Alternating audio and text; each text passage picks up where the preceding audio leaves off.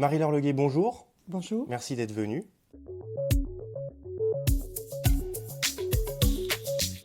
Vous êtes une historienne française, vous avez étudié à l'Institut d'études politiques de Grenoble et vous êtes agrégée d'histoire. En 1998, vous devenez maître de conférence et en 2010, professeur à l'Université de Lille. Après avoir mené une thèse sur les assemblées des États provinciaux dans la construction de l'époque moderne, vous consacrez vos travaux à l'histoire politique et financière de cette même époque. Pour préparer ce podcast, on s'est beaucoup appuyé sur l'histoire de l'argent à l'époque moderne que vous publiez chez Armand Collin en 2014, un livre dans lequel vous parlez de l'histoire de l'argent entre la Renaissance et la Révolution française, la place de l'argent dans la société, l'évolution de son utilisation et son impact sur les faits historiques et sur les événements historiques. L'histoire, l'argent, Marie-Laure Leguet, Soso et Lulu, bienvenue chez nous.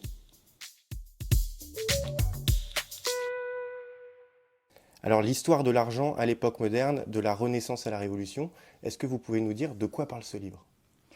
Alors, il est une interrogation sur effectivement la valeur argent à une époque où fondamentalement la société est basée sur la notion de dignité. La hiérarchie sociale est basée sur la notion de dignité de service.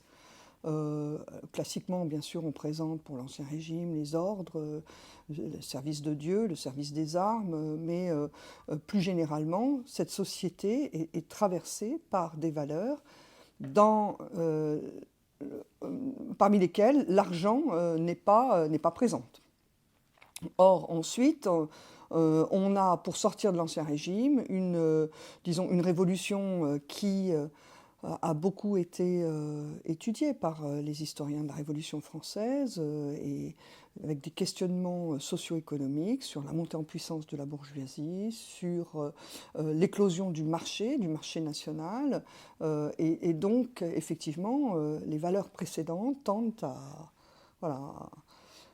à disparaître ou à se fondre. Et la promotion du marché devient essentielle.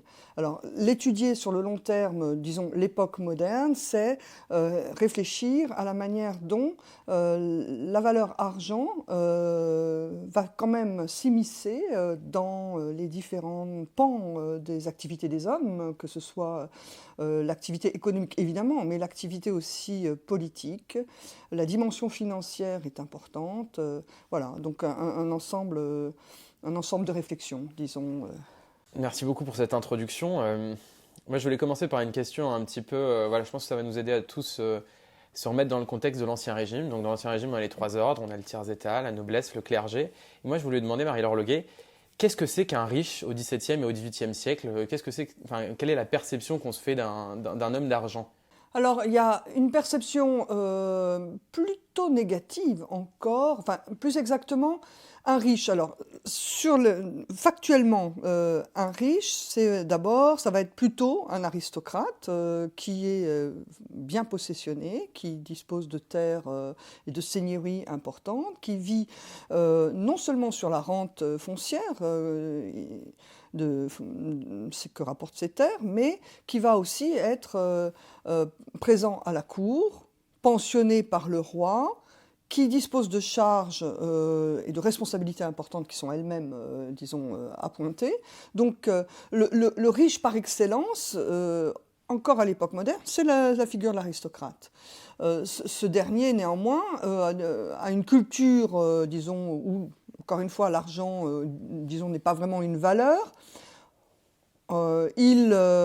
Il dépense autant qu'il engrange de recettes. Il est libéral. Dans son éducation, il y a cette notion de don, de libéralité. Donc voilà, ça c'est la figure de l'aristocrate. Il y a ensuite des figures, évidemment, issues d'autres milieux d'activité, notamment le grand négociant. Le négociant, c'est celui qui n'est pas forcément noble, mais qui, lui, cumule plutôt sa richesse par le profit des affaires liées aux affaires commerciales internationales.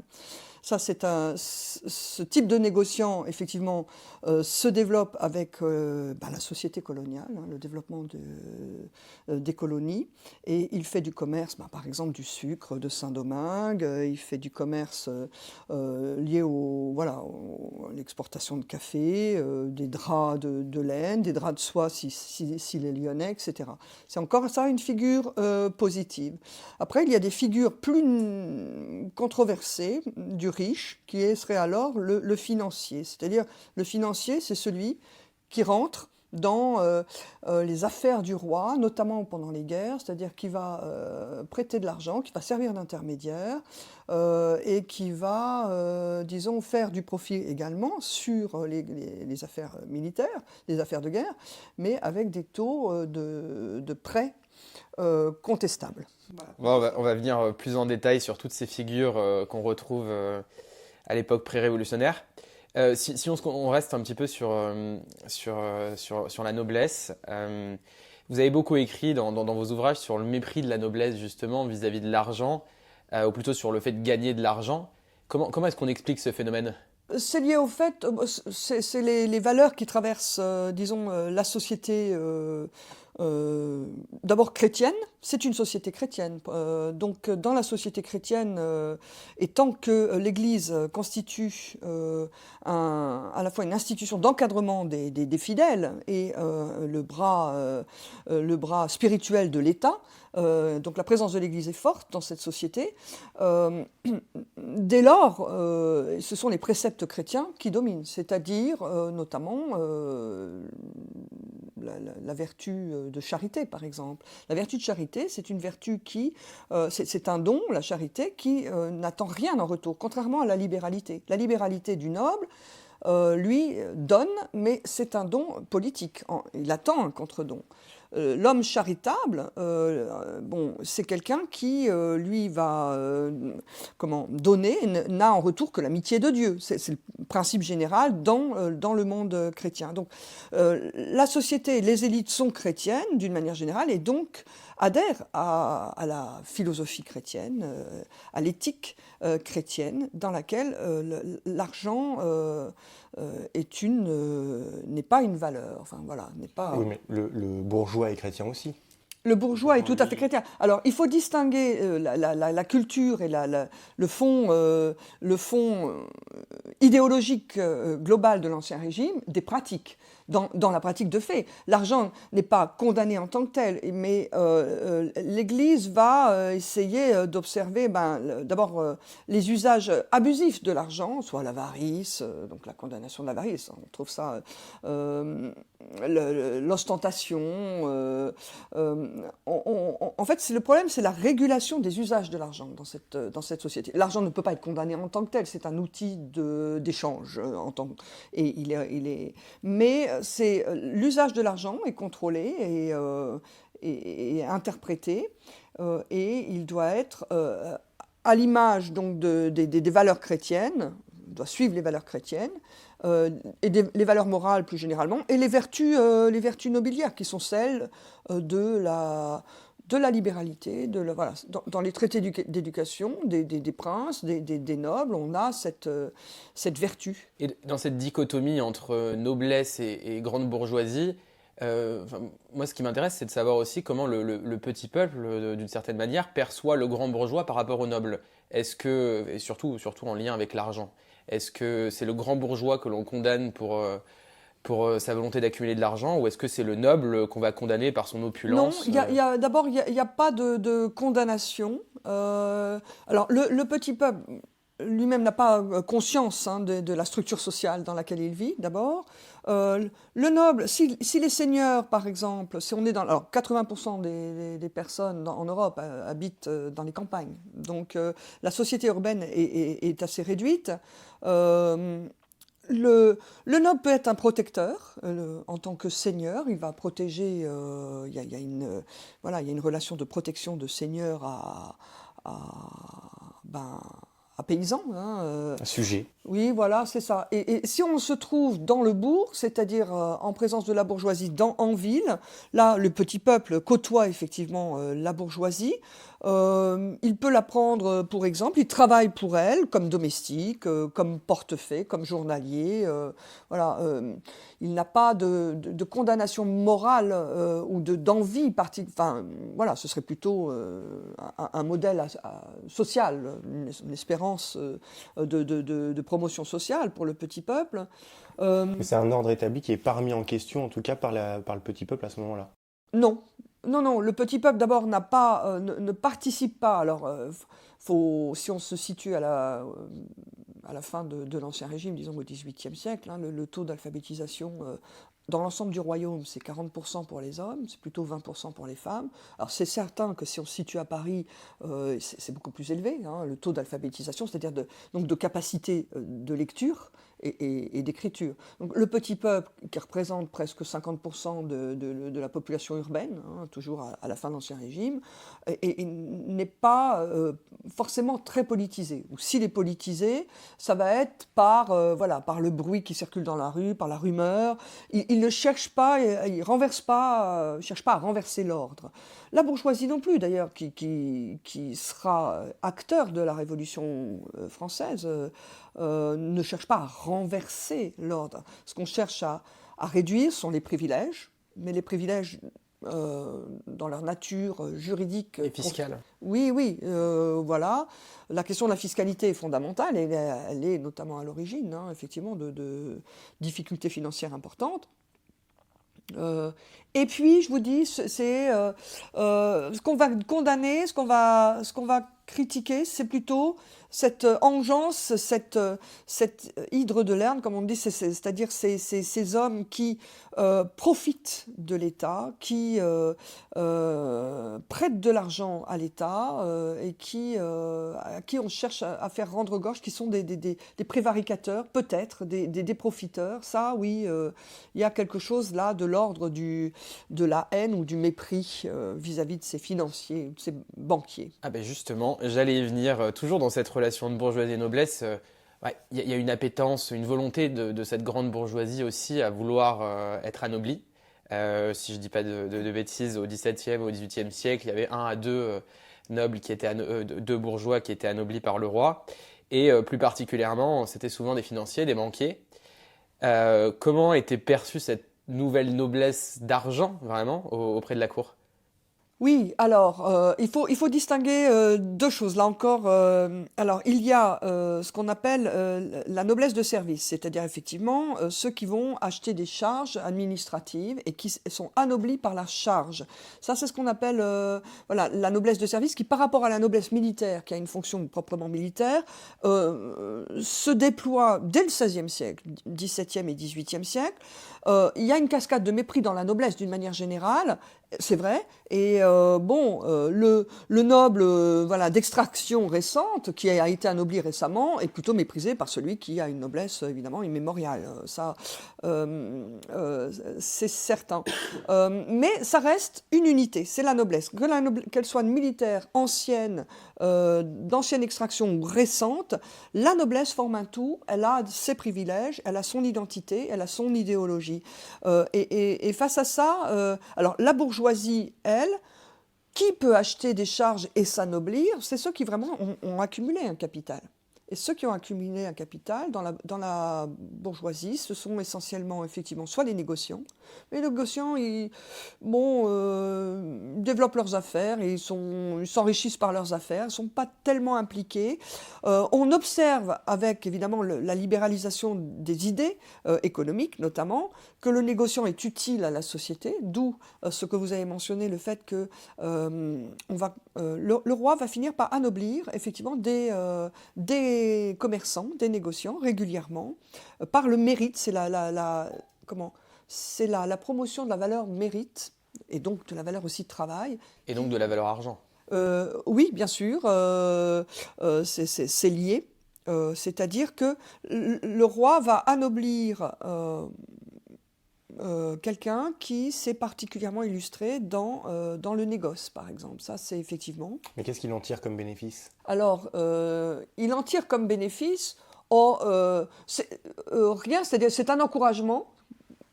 C'est la manière dont l'État, finalement, encourage, comme de même qu'il y a des grâces royales, il y a des pensions, de même qu'on pensionne Voltaire comme historiographe du roi, de même qu'on va pensionner un scientifique étranger pour qu'il serve l'État, on va de la même façon anoblir. C'est une forme de reconnaissance pour encourager effectivement le développement du négoce.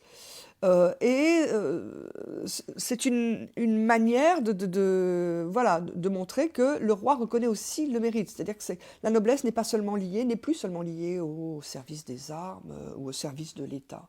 C'est aussi une reconnaissance du marché, hein, quelque part. Et ça, c'est important parce que le négoce doit être développé dans un esprit de concurrence avec les nations étrangères, anglaises, hollandaises. On est dans une guerre d'argent, comme le dit Jean-Baptiste Colbert, c'est-à-dire qu'il faut, dans une idéologie mercantiliste qui est encore dominante à l'époque, il faut que la balance commerciale soit positive, que les stocks de métaux précieux qu'on obtient par la balance commerciale positive enrichissent l'État. Voilà, et donc tout est organisé, les manufactures, le grand négoce colonial, pour favoriser la richesse de l'État. Voilà. Dans cette grande classe sociale qui est la bourgeoisie au XVIIIe siècle, il y a une partie de ce monde-là qui est exclue de facto de cette possibilité d'être promu au rang de la noblesse. Et je parle spécifiquement des banquiers, du monde de la finance. On va retrouver des étrangers, on va retrouver des juifs qui, eux, de fait, ne pourront jamais être anoblis. Comment est-ce que cette classe sociale-là, si je peux m'exprimer ainsi, se comporte par rapport au reste ? Pareil, ils ne sont pas traversés par des idéaux politiques forcément nettement, clairement établis. Certains banquiers sont anoblis. Voilà, je pense à Samuel Bernard qui a participé. Qui était d'origine protestante, qui s'est converti, qui a participé au financement des guerres Louis XIViennes de la fin du XVIIe et début XVIIIe.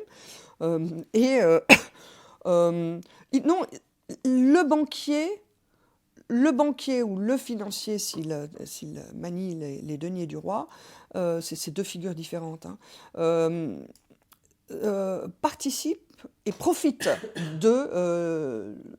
du système politique. Il profite du système, comme on l'appelle, le système fisco-financier. Il en tire, lui, des bénéfices. C'est-à-dire il vit sur l'État. C'est plutôt ça. C'est-à-dire ce sont des figures qui travaillent avec l'État, qui prêtent de l'argent, qui sont rémunérés de façon importante. Hein. Quand c'est une guerre, les taux de prêt peuvent aller à 10-15%. Hein. Donc c'est tout à fait considérable. Et l'État, quand il termine une guerre, est obligé de liquider ses dettes immédiates, enfin les dettes les plus à court terme. Et donc il demande des comptes à ceux qui ont manipulé l'argent pendant les guerres. Donc les financiers, les banquiers profitent des guerres de l'État et vivent sur l'État aussi. Hein, ce sont la communauté juive aussi, moins évidemment en France et davantage en Europe de l'Est, où justement la bourgeoisie est moins présente, hein, socio-économiquement. Donc la figure du banquier juif correspond davantage à la partie voilà, dans le Saint-Empire ou dans la partie orientale de l'Europe.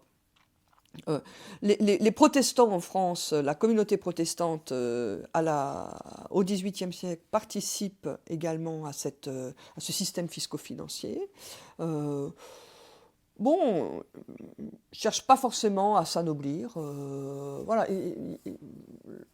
Ce monde-là n'est pas politisé, n'est pas très politisé. Le monde le plus politisé, c'est la bourgeoisie moyenne, c'est-à-dire ceux qui, justement, n'ont pas les bénéfices d'être très très proches de la noblesse. Voilà, c'est ça, n'ont pas de capital financier, mais ont un capital je dirais, culturel. Ils ont fait des études de droit, voilà, c'est les Robespierre, par exemple. Voilà, Robespierre à Arras représente l'archétype de la bourgeoisie moyenne, cultivée, mais qui n'a pas de capital suffisant pour participer aux affaires de l'État, qui donc et qui n'a pas non plus de lieu de représentation politique.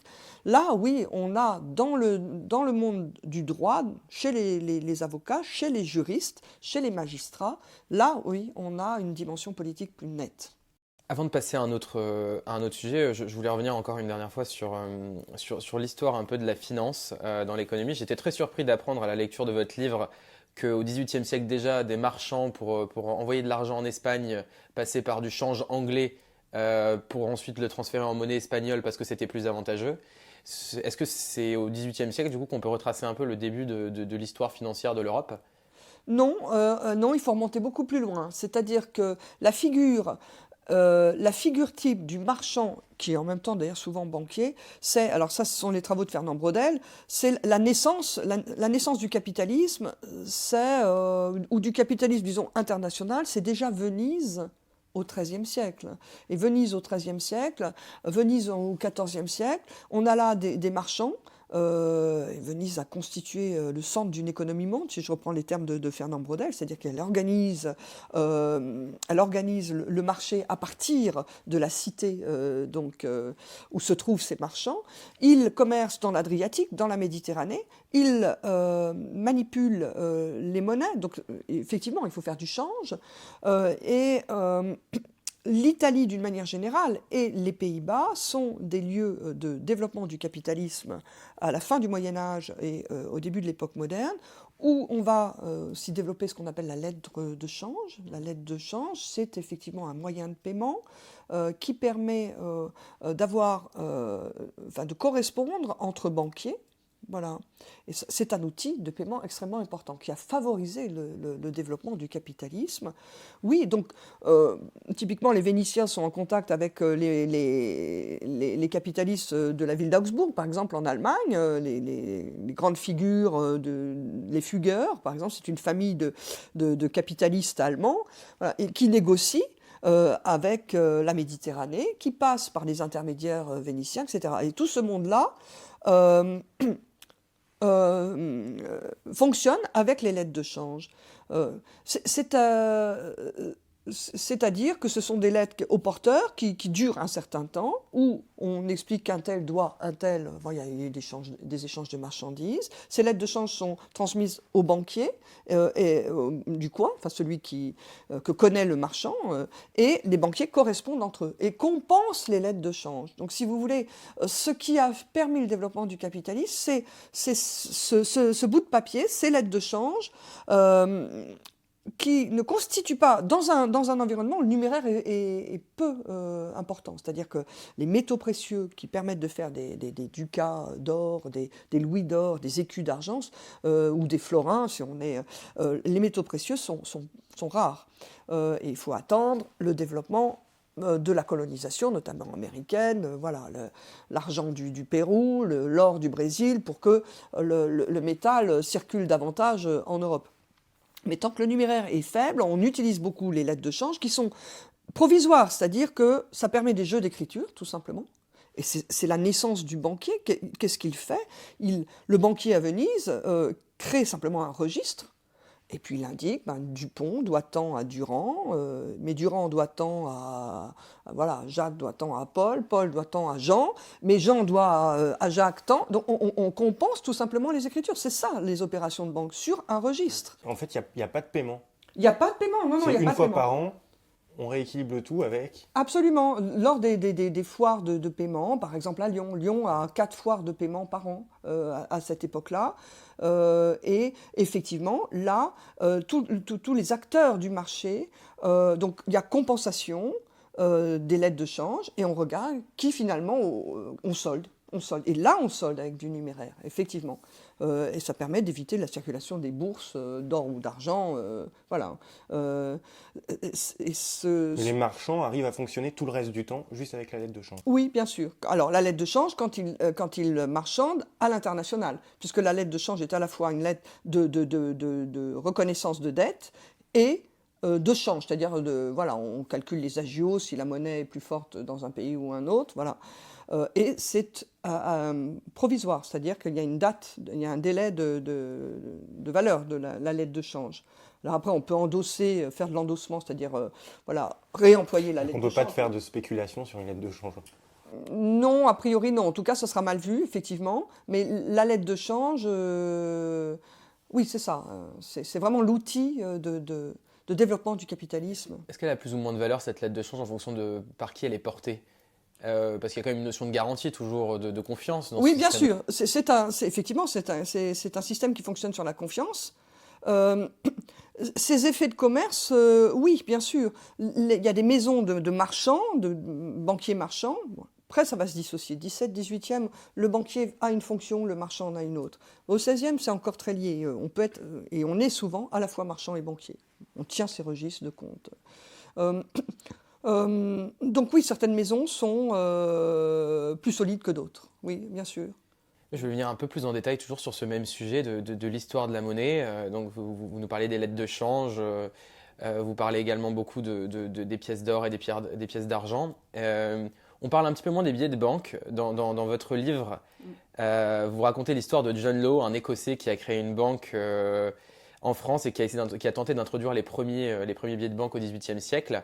Est-ce que vous pouvez nous parler un petit peu de cette tentative infructueuse? Qu'est-ce qui n'a pas marché dans cette histoire et qu'est-ce qui s'est passé à ce moment-là? Alors la banqueroute de la banque de John Law, oui, alors c'est un épisode assez connu de l'histoire, effectivement financière et commerciale d'ailleurs de la France. Euh, le besoin de liquidité est important. Le besoin de liquidité est important. L'Angleterre a créé sa banque royale en 1694 en partie sur ce modèle-là, cet Écossais, John Law, qui est un expert reconnu, qui a écrit des ouvrages oui, techniquement intéressants, propose à la cour de France la création de cette banque. Alors, la banque devient royale en 1718 et la banque va être articulée à un consortium qui comprend la Compagnie des Indes, qui est réorganisée à cette occasion, une Compagnie des Indes donc, qui fait du commerce avec les Indes et qui est censée, donc, puisqu'on espère que le commerce va se développer, donc elle va garantir les réserves, elle va garantir les réserves qui permettent de créer de la monnaie, puisque cette banque, effectivement, va créer de la monnaie de papier. D'abord des coupures de 100 et 1000 livres, et puis plus tard des coupures de 10 livres, hein, voilà. Et cette monnaie papier est quand même garantie sur la Compagnie des Indes, on y ajoute d'autres institutions fiscales, notamment comme la Ferme Générale, et voilà, on espère que le développement de la monnaie va fluidifier l'économie et ça permet aussi de régler les dettes des guerres de Louis XIV. On est en 1720, donc ça permet aussi de régler les dettes de Louis XIV. Alors pourquoi ça ne marche pas? Ça ne marche pas parce que y a de la spéculation sur les actions de la Compagnie des Indes. C'est un problème de confiance. Et pour que la confiance, c'est un problème de confiance, le crédit en réalité. C'est de l'ingénierie financière basée sur la confiance. Il faut que les Français aient confiance dans le système. Or, la monarchie est absolue, c'est-à-dire qu'elle va intervenir par l'intermédiaire de John Law, qui devient ministre des Finances, contrôleur général des Finances, qui va devenir donc administrateur de ce système. Elle intervient de manière en partie autoritaire, c'est-à-dire et c'est trop autoritaire, donc c'est trop rigide. Et puis voilà, donc elle va indiquer à un moment, bon le cours du billet de banque est forcé, donc c'est pas de bon signe. Hein, donc, et les Français commencent à se méfier, ne règlent assez peu leurs achats, notamment leurs achats de terre, ils les règlent assez peu en billets, ils sont prudents. Et puis au moment où on commence à dévaluer cette monnaie de papier, évidemment là la confiance disparaît complètement et c'est la ruée vers les guichets de la banque pour se faire rembourser, échanger les billets dont on dispose encore en espèces sonnantes et trébuchantes. Donc voilà, c'est un échec et c'est très douloureux pour les Français. C'est un échec financier, ça fait pas de doute. C'est un échec moral. Et si on lit même par exemple Voltaire, qui a témoigné aussi de cette maladie de la spéculation qui a fonctionné dans ces années 1720, période de la Régence, c'est un échec qui a marqué les esprits et qui fait que tout au long du XVIIIe, la France n'a pas eu de banque royale ou banque publique. Hein. La naissance de la Banque de France, c'est 1800. C'est-à-dire que, finalement, si on compare avec l'Angleterre, c'est un siècle de retard, hein, 1694-1800. Et donc, tout au long du XVIIIe, la monarchie est obligée de continuer à fonctionner avec des banques privées qu'il faut rémunérer. Et fonctionner avec des banques privées, ça empêche aussi de rendre les choses visibles. Et c'est ça aussi la difficulté, c'est-à-dire que les Français, quand même, au XVIIIe, les Français, la société prospère. On parle du beau XVIIIe siècle, c'est-à-dire que les Français globalement s'enrichissent, les prix augmentent, le commerce est fluidifié, le négoce fonctionne très bien, notamment... voilà. Et ces Français ont de l'argent. Même le domestique de base peut commencer à épargner. Et donc, qu'est-ce qu'ils font? Ils vont acheter de la rente publique. L'État produit, pour se financer, lance des emprunts publics. Donc, le Français entre en finance par l'emprunt public, mais si il est détenteur de la dette publique, il veut quand même voir comment l'État fonctionne avec ses comptes. Il veut que ce soit un minimum transparent. Or, on ne voit rien. On ne voit rien, puisque l'État fonctionne avec les banques privées, tout est en interne, on ne publie pas le budget. La première fois qu'on publie le budget de la France, c'est en 1781. Donc, et on demande, la nation, puisqu'elle se construit aussi en finance, elle se construit par le marché économique, elle se construit par les idées politiques, par la circulation des idées, la circulation des marchandises, mais la nation se construit aussi en finance, et elle finit par demander des comptes. Qu'est-ce qui se passe? On veut voir. Et c'est fondamental pour la confiance, évidemment. Autre sujet très intéressant, le rapport entre la royauté et l'argent. C'est vrai que du coup, on arrivait tout doucement sur ce sujet-là. La première question que je voulais vous poser, c'était... c'est d'une certaine manière, là, au vu de ce qu'on vient de se dire, la position de la royauté par rapport à tout ça, c'est une position d'opportunité. Comme vous le disiez, il n'y avait pas de Banque de France, donc on a un John Law qui arrive, qui propose le billet de banque, l'État a des dettes à régler, elle va saisir cette opportunité, et dès que ça lui convient plus, un John Law va être exilé, et puis on change et on repasse au système d'avant. Oui. La monarchie, oui, c'est ça. Alors, la monarchie est administrée par des hommes qui sont quand même éclairés, qui connaissent les enjeux. Ils savent très bien, par exemple, que la fiscalité, tant directe qu'indirecte, n'est pas au point. Elle est inique, elle est inefficace, elle est inégalitaire. Tout le monde le sait, ça paraît. Bon, la difficulté, c'est de fonctionner avec les privilèges. Et les privilèges, c'est des privilèges constitués, c'est-à-dire que juridiquement, il est très difficile de supprimer un privilège. Et le privilège, il est pour les nobles qui ne payent pas la taille, très bien, mais enfin, ils payent autre chose, ils payent la capitation, etc. Mais le privilège, c'est aussi les privilèges territoriaux. La ville de Tours a ses propres privilèges, la ville de Lille a ses privilèges, ne paye pas la taille. L'Artois, on ne paye pas la taille en Artois, parce que l'Artois est une province qui a des privilèges. Mais la province de Bourgogne en a d'autres, et la province de Bretagne en a aussi d'autres, elle est exemptée de gabelle. Donc le privilège, c'est l'héritage juridique du Moyen-Âge, d'une époque, qui sont ces privilèges reconnus par les souverains successifs et auxquels sont attachés un certain nombre de provinciaux, de corps, comme on dit. C'est une monarchie qui fonctionne avec les corps constitués. Et c'est ce système juridique-là qui va s'effondrer à la Révolution française. Mais qu'est-ce qui fait qu'il tient jusqu'à la Révolution française, s'il date du Moyen-Âge? Il tient parce que il est d'abord défendu par le souverain, qui ne peut pas déjuger ses aïeux, parce qu'il est défendu par le système judiciaire en général, c'est-à-dire l'ensemble des magistrats, des tribunaux. On reconnaît, parce qu'il est d'ordre constitutionnel, ou plus exactement législatif, on reconnaît la loi. Quand François Ier reconnaît les privilèges de la Provence ou du Languedoc, il passe par des écrits qui sont reconnus, qui sont donc législatifs, d'ordre législatif. On ne peut pas détruire la loi. Le système est... Donc, et c'est pour ça que ça tient. C'est pour ça que ça tient. Alors, un administrateur éclairé maintenant du XVIIIe qui voit bien qu'il faudrait peut-être unifier, il ne peut pas supprimer les privilèges de la Bretagne, il ne peut pas supprimer... Donc, qu'est-ce qu'il va faire? Il va rajouter des impôts, puis il va essayer... Ça fonctionne par strates. Bon. Mais, voilà, ça devient ingérable. En fait, ça devient ingérable. Et sur le sujet toujours de la royauté et de l'argent, on a parlé de la façon dont la royauté, enfin de la relation qu'entretient la royauté avec les financiers et les banquiers. On a assez peu parlé du rôle de l'Église au milieu de tout ça. Et l'Église, à quel moment elle intervient? À quel moment elle vient calmer un petit peu la spéculation, ou pas du tout? L'Église quand même elle a un rôle d'instructeur,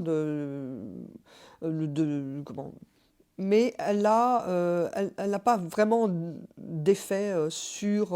c'est pas elle qui encadre le marché, hein, elle est complètement impuissante elle peut sermonner le roi pour lui dire, bon, attention aux prêts usuraires que vous faites pour financer la guerre.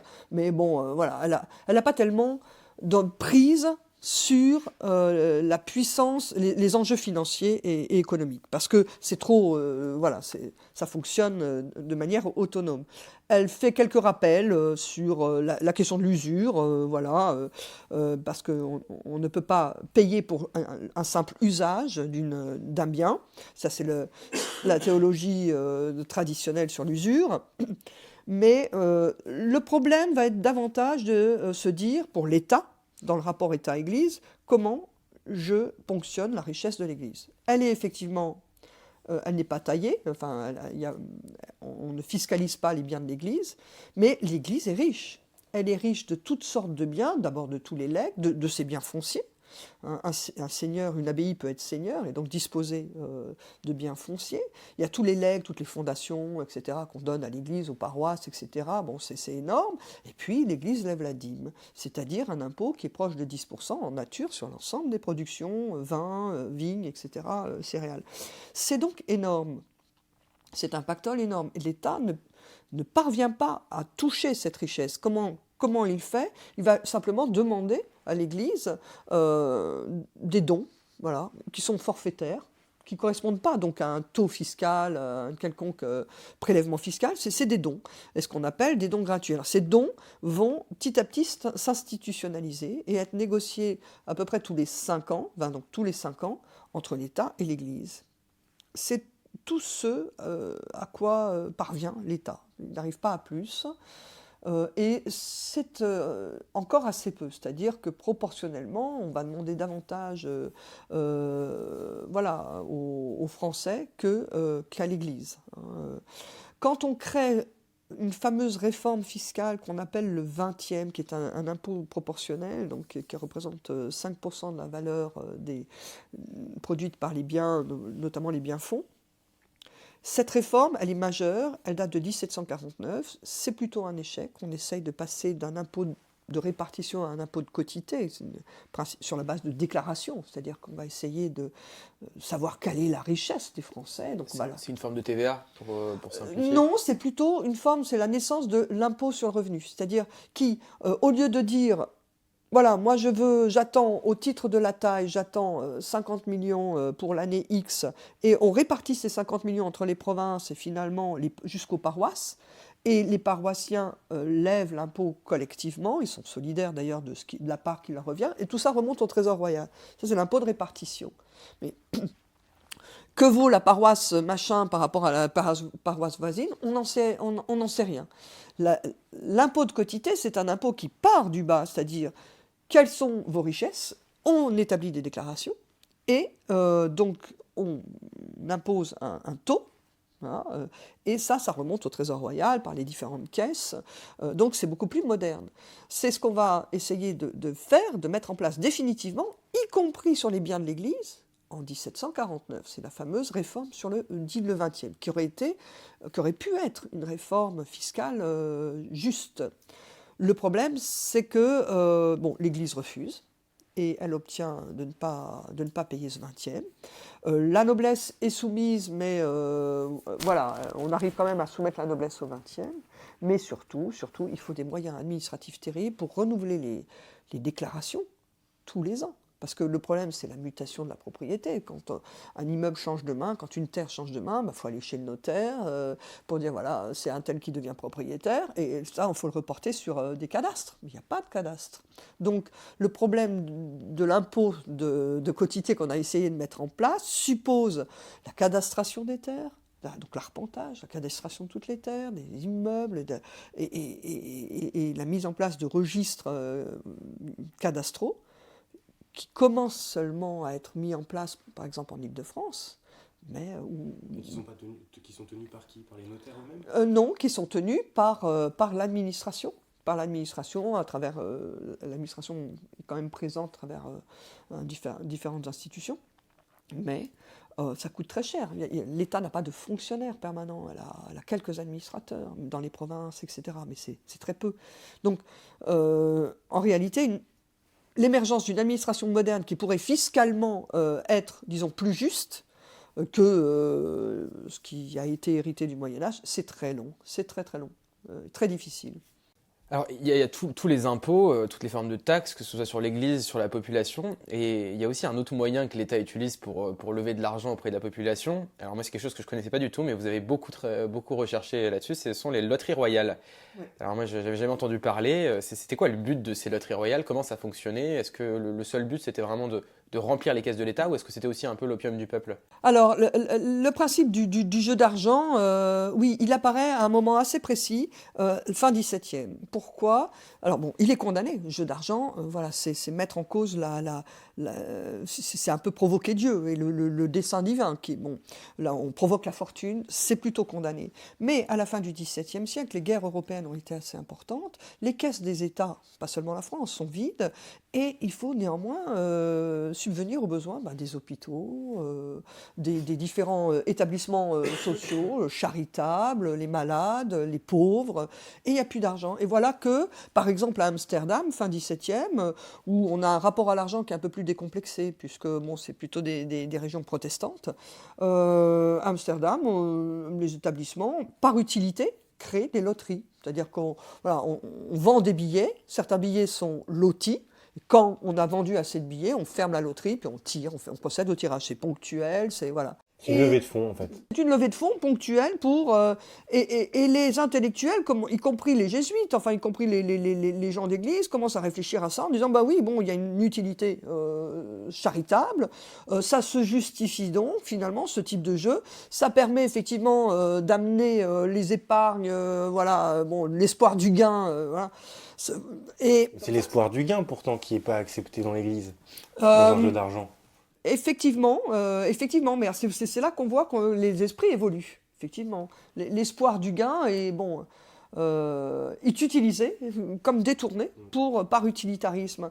Et en même temps, voilà, alors ça commence comme ça avec et puis finalement autant développer aussi sur les questions d'utilité publique. Par exemple, l'éducation, d'où la création de l'école militaire, l'école militaire dans les années 1750, par le principe, alors un principe un peu différent qui est le loto.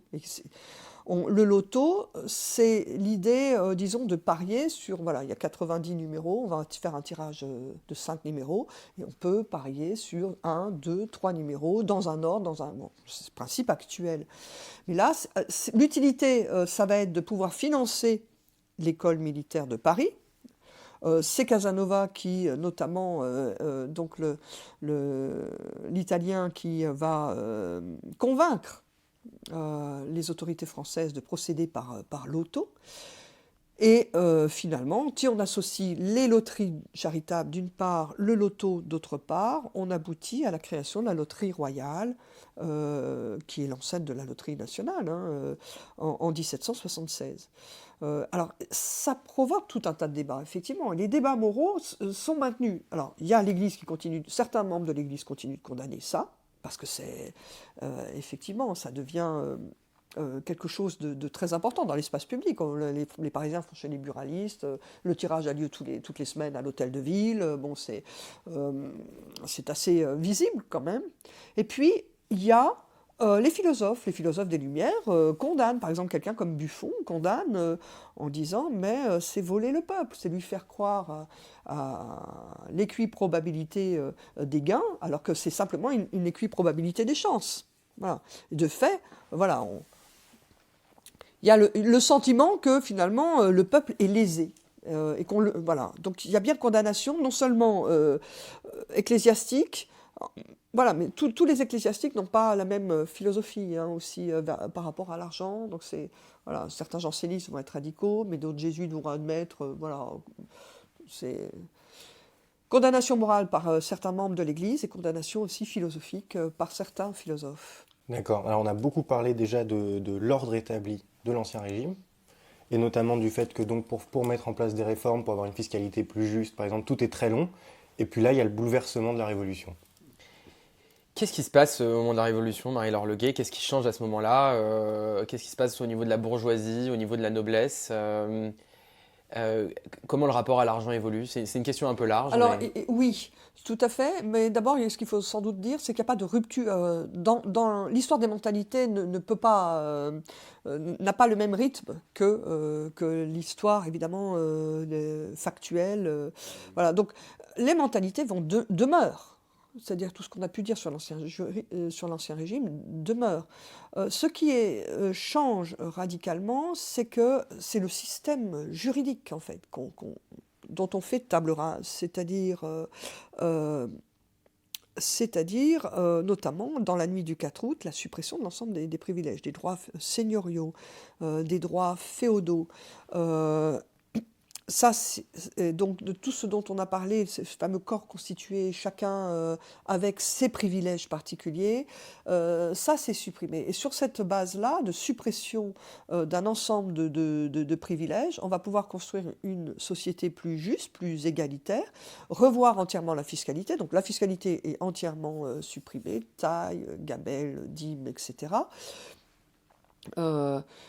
Ce qui va être aussi donc important, c'est la promotion de la propriété, par le biais évidemment des justes naturalistes, c'est-à-dire ces juristes qui défendent les droits naturels de l'homme, et parmi les droits naturels de l'homme, sur une longue durée de l'histoire des idées, depuis le XVIIe siècle, parmi les droits naturels de l'homme, il y a la propriété, la conservation des biens, si on reprend les termes de John Locke. Voilà. Et la Révolution française, de ce point de vue-là, promeut la propriété. Donc, quand on va supprimer les privilèges, et notamment un certain nombre de droits seigneuriaux, on imagine une indemnisation au nom du droit de la propriété. Donc c'est bien qu'on reste dans le même, enfin on est soucieux de faire les choses, voilà, c'est pas... alors, évidemment, le système politique lui-même est entièrement renouvelé, puisque l'Assemblée nationale, les États généraux sont transformés en Assemblée nationale. On a donc un contre-pouvoir important, qui est celui des représentants de la nation. Le pouvoir législatif lui est confié, et donc c'est assez important. Ça veut dire que, par exemple, le Trésor royal, qui va devenir Trésor national, va être sous le contrôle non seulement du pouvoir exécutif, mais aussi du pouvoir législatif de la nation. Ça, c'est important. Ça fait partie des éléments importants. Donc il y a plusieurs choses. Alors, sur le plan purement financier, évidemment, la nationalisation des biens de l'Église. La nationalisation des biens de l'Église, l'Église et les servants de l'Église deviennent en quelque sorte des fonctionnaires, c'est le clergé national. Et cette nationalisation des biens de l'Église, qui fait tomber dans l'escarcelle de l'État tout le produit de la vente des biens, qui était quand même bien important, va permettre la formation, le nouvel essai de papier-monnaie à travers ce qu'on appelle les assignats. Alors là aussi, ça va encore échouer pour des raisons à la fois spéculatives et puis de mauvais contrôle. C'est un problème d'encadrement de la monnaie, c'est un problème d'encadrement de la dette, de la monnaie. Voilà, c'est difficile d'institutionnaliser à la fois la dette, d'institutionnaliser la monnaie. Donc ça va être long. Et les assignats vont aussi échouer, c'est comme les billets de la banque John Law, mais ça permet de financer la Révolution, notamment quand elle entre en guerre, pour lutter contre les ennemis de la Révolution, etc. Donc, ouais. On parle souvent pourtant d'une prise de pouvoir de la bourgeoisie au moment de la Révolution française. Est-ce que vous vous inscrivez en faux avec cette théorie du coup? Non, bien sûr, disons... il faudrait définir, c'est-à-dire que c'est trop général. Il n'y a pas de prise de pouvoir à proprement parler. Enfin, Ce sont d'anciens bourgeois qui vont finir par devenir les Robespierre et compagnie, les Marat, les Danton sont issus de la bourgeoisie. Oui, parce que la noblesse est écartée. Oui, mais la noblesse, est-ce que la noblesse disposait seule du pouvoir? Non, on ne peut pas dire ça non plus. C'est-à-dire que ce sont plutôt des systèmes politiques, enfin politico-administratifs. Oui, une partie de la noblesse va émigrer. La majorité de la noblesse, enfin, il y a une partie de la noblesse qui est libérale et qui va participer aux idéaux de la Révolution, mais la majorité, ça n'est pas le cas. Mais ce n'étaient pas forcément des hommes de pouvoir. Bon, ce sont des groupes sociaux qui ont profité d'un système, qui perdent leurs droits. Voilà. La bourgeoisie, quelque part, est déjà... alors, elle ne dispose pas du pouvoir politique. Enfin, ce qui naît vraiment pendant la Révolution française, c'est la représentation nationale. Ça, c'est important. Donc, de fait, effectivement, la possibilité pour les juristes, pour les avocats, pour toute la bourgeoisie intermédiaire d'exprimer ses idées politiques et voilà, d'être un contre-pouvoir par rapport au pouvoir royal. Mais oui, le mot prise de pouvoir, voilà, c'est...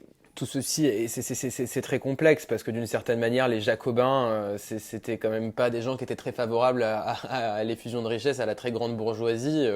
Je pense qu'on peut pas dire que les Jacobins ont mis en avant le capitalisme dans la refonte de l'État français. Alors là, il faudrait plutôt faire appel à des spécialistes de l'histoire de la Révolution française, parce qu'effectivement, ça se complexifie. Si on prend le temps de la Convention et des sans-culottes, oui, il y avait une idéologie anti-riche, oui, avec la dénonciation des rentiers. Bon, effectivement, on essaye de définir d'ailleurs un seuil de richesse au-delà duquel on peut, condamner, voilà, pour abus de celui qui dispose de trop de rente, celui qui, voilà.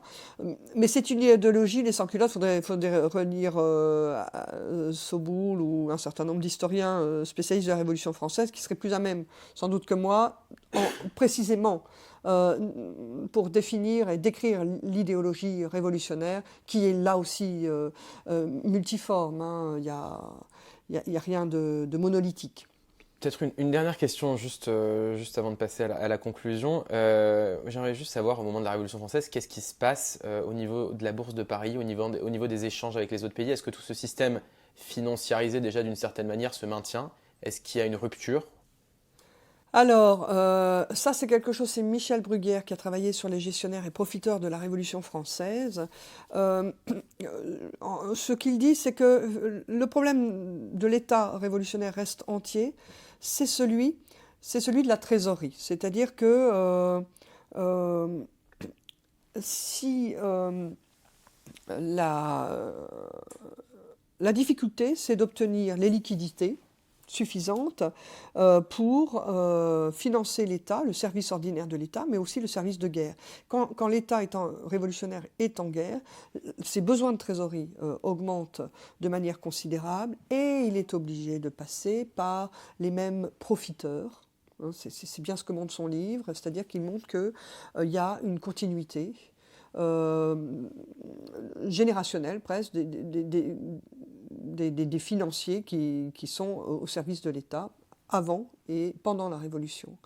Parce qu'il faut trouver les leviers nécessaires pour trouver les liquidités, hein, le problème de la trésorerie immédiate. Ça, c'est ça essentiellement qui monte. Donc les choses ne changent pas tellement. On ne peut pas dire que ça change. Alors, quel éclairage cette perspective historique nous apporte sur notre vision du rapport à l'argent qu'on a aujourd'hui ? Ce qui est intéressant quand on remonte le temps, c'est que d'abord, on observe le caractère relatif de nos valeurs. C'est toujours intéressant pour deux raisons. Le caractère relatif, c'est-à-dire autrefois ça se passait différemment, et ça se passait comment ?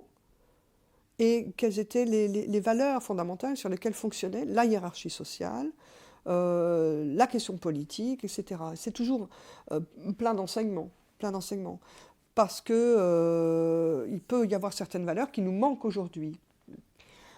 Inversement, on peut aussi observer avec l'histoire le fait que ce que l'on vit aujourd'hui a déjà été connu autrefois et déjà été réglé d'une certaine manière. Par exemple, les épisodes spéculatifs, c'est toujours intéressant d'observer les épisodes spéculatifs du temps de John Law, du temps les premiers épisodes spéculatifs, c'était sur les oignons, des tulipes en Hollande, vous voyez, donc là, ce qu'on appelait la tulipomania. Donc, observer comment fonctionnent les marchés à court terme et pourquoi c'est dangereux s'ils ne sont pas assez encadrés par les institutions. Voilà, ce sont des problèmes qui se sont posés déjà avant. Le rapport à la propriété, jusqu'où peut-on atteindre la propriété, enfin attaquer la propriété, enfin voilà. Donc c'est toujours intéressant de voir les enseignements de l'histoire, oui, c'est sûr. L'époque moderne est une époque où la promotion du marché. Voilà, faudrait dire que l'histoire, finalement, si on veut simplifier, dans l'histoire, il n'y a pas énormément d'acteurs. Il y a la société, parce que les groupes d'hommes, le marché, qui a sa logique propre, de profit, etc. Et puis, il y a la chose publique. L'État, si on résume, mais c'est, voilà, ou la res publica, il n'y en a pas d'autres. Il n'y a pas d'autres. L'époque moderne, de ce point de vue-là, a mis en valeur, évidemment, les lois du marché. Les physiocrates, les économistes ont commencé à penser le bienfait, le bien fondé du marché, des lois du marché pour l'État. C'est toujours une réflexion pour le service commun, hein, pour le bien commun. Hein. C'est-à-dire que les économistes de l'époque moderne ne s'intéressent pas aux lois du marché uniquement pour les lois du marché. C'est toujours de l'économie politique, comme on dit. Hein. La science économique n'avait pas d'autonomie. Intellectuellement, il faut attendre le 19e pour qu'il y ait une science économique. Auparavant, on parle d'économie politique. Quand on lit Adam Smith sur la richesse de l'État, c'est s'interroger sur quels sont les avantages à tirer du marché pour la richesse de l'État. Et la richesse de l'État elle-même permet de défendre le bien général. Hein. La finalité de la politique, si on suit Erasme, c'est la défense du bien commun. Donc c'est toujours, c'est beaucoup mieux articulé. Au fond, l'époque moderne articule les intérêts de l'État, les intérêts du marché, et y parvient par l'intermédiaire d'une pensée qui se renouvelle des économistes politiques, de l'arithmétique politique, si on est en Angleterre. Et ça, peut-être que c'est un enseignement pour aujourd'hui, c'est-à-dire cette articulation entre le bien commun, défendu par l'État, hein, qui est un acteur qui normalement défend le bien commun, et les lois du marché. Il faut toujours penser cette articulation-là. Voilà. On arrive à la fin de cette entrevue. On a une petite tradition, Oui. c'est qu'on demande à nos invités de signer leur livre Ah bon, d'accord, très bien. et d'écrire dedans un petit mot à notre attention. Alors, Soso et Lulu, épisode 3, tous mes encouragements pour la suite de vos aventures.